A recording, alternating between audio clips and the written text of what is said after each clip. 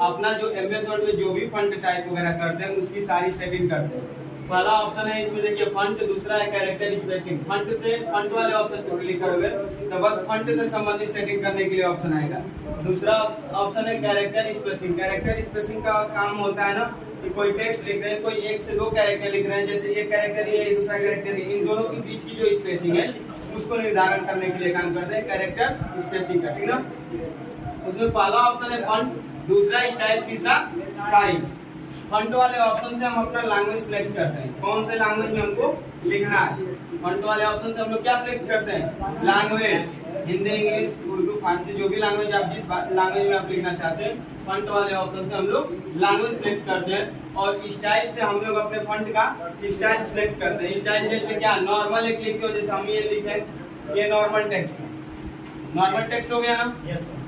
उसी में अगर रेगुलर कर दें तो रेगुलर मतलब ये भी वही जो हमेशा यूज कर रहे हैं, जो हमेशा टाइप कर रहे हैं। दूसरा ऑब्लिक मतलब क्या होता है, इटैलिक और ऑब्लिक दोनों एक ही चीज होता है और इसका काम होता है टेक्स्ट को तिरछा लिखना। जैसे वहाँ पे देखो हैप्पी रिपब्लिक डे जो लिखा गया है, टेक्स्ट को तिरछा लिखा है, देख सकते हो, कोई दिक्कत नहीं है। ऐसे लिखने के लिए इटैलिक का या ऑब्लिक का यूज करते हैं, टेक्स्ट को तिरछा लिखने के लिए। ऑब्लिक और इटैलिक दोनों एक ही चीज होता है और ऑब्लिक का यूज करते हैं हम लोग किस लिए, टेक्स्ट को तिरछा लिखने के लिए।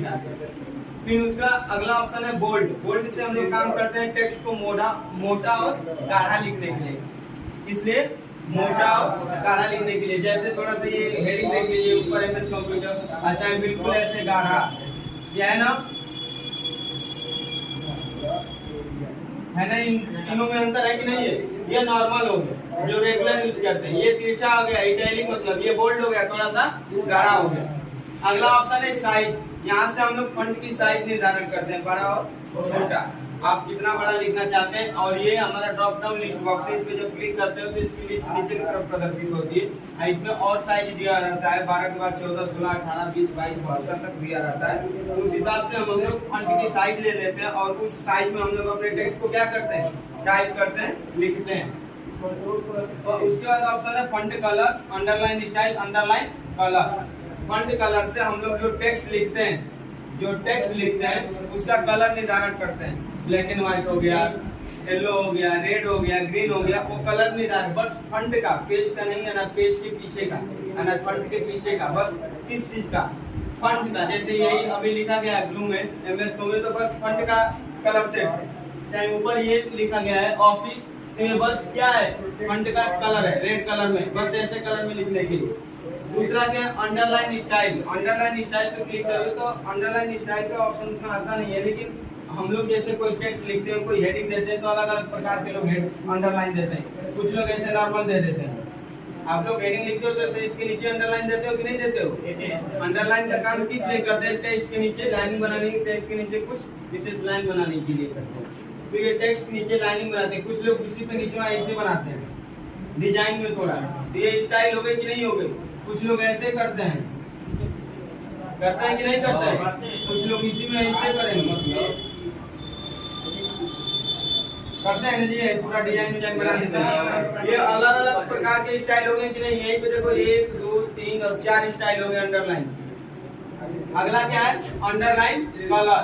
अंडरलाइन कलर से हम लोग ये अंडरलाइन दिए जाते हैं, इसका कलर निर्धारण करते हैं। आप इसको ग्रीन भी कर सकते हो, रेड भी कर सकते हो, येलो भी कर सकते हो, ठीक ना।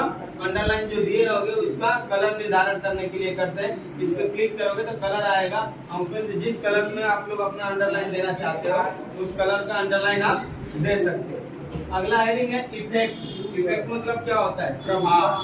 कल बताया था ना साहब, इफेक्ट मतलब क्या होता है, प्रभाव। इसमें सबसे पहला ऑप्शन है स्ट्रिक थ्रो। स्ट्रिक थ्रो भी कल बताए थे। इसका काम किस लिए करते हैं, टेक्स्ट के बीचों बीच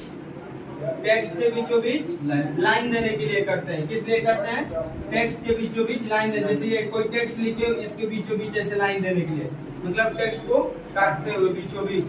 दूसरा ऑप्शन है डबल स्ट्रिक थ्रो।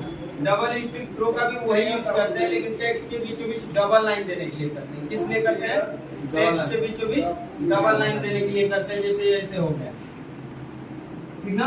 उसके बाद सुपर स्क्रिप्ट। सुपर स्क्रिप्ट का हम लोग ऑप्शन का यूज करते हैं, किसी भी वर्ड जो लिखे हैं, अगर कोई संख्या उसमें लिखी तो उस संख्या को ऊपर यानी घात देने के लिए करते हैं। जैसे मैथ का सूत्र लिखते हैं, मैथ का सूत्र ऐसे लिखते हैं ना जी, इसमें घात ऊपर है ना, ऐसे को लिखने के लिए, जैसे मैथ का सूत्र वगैरह हो गया, ऐसे लिखने के लिए हम लोग संख्या को ऊपर लिखने के लिए सुपर स्क्रिप्ट का यूज करते हैं। कह सकते हैं कि घात देने के लिए हम लोग सुपर स्क्रिप्ट का यूज करते हैं। और इसका सिंबल ऐसे बना होता है आपके पेज पे, ऐसे यक्स स्क्वायर, ऊपर यक्स करके यक्स और ऊपर स्क्वायर होगा। अगला ऑप्शन है सब स्क्रिप्ट। सब स्क्रिप्ट से सेम उसका उल्टा कर देते हैं, एक सुपर स्क्रिप्ट से ऊपर करते हैं तो सब स्क्रिप्ट से नीचे करते हैं। जैसे केमिस्ट्री का सूत्र लिखते हैं H2O लिखते हैं ना, इसमें घात जो है नीचे है और इसका सिंबल बनता है ऐसे, आप कंप्यूटर सिस्टम में दिया होगा, ठीक ना।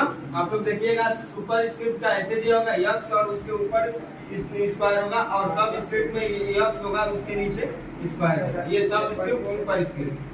फिर शैडो। शैडो मतलब क्या होता है? परछाई।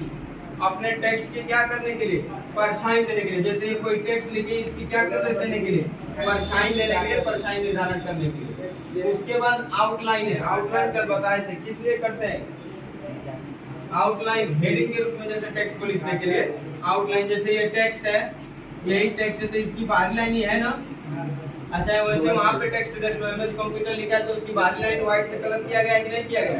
वही आउटलाइन निर्धारण करने के लिए करते हैं, ठीक ना। इम्बोस मतलब क्या होता है? कोई टेक्स्ट गाढ़ा लिखे हैं, मोटा तनी गाढ़ा रंग से, डार्क बिल्कुल, उसको क्या करने के लिए करते हैं? इम्बोस से हल्का में करने के लिए करते हैं, बिल्कुल हल्का कलर में टेक्स्ट को करने के लिए। जैसे ये डार्क है, यहीं पे ऐसे लिख दिया, हल्का में थोड़ा हो गया। इन तीनों चारों से अंतर में है कि नहीं है?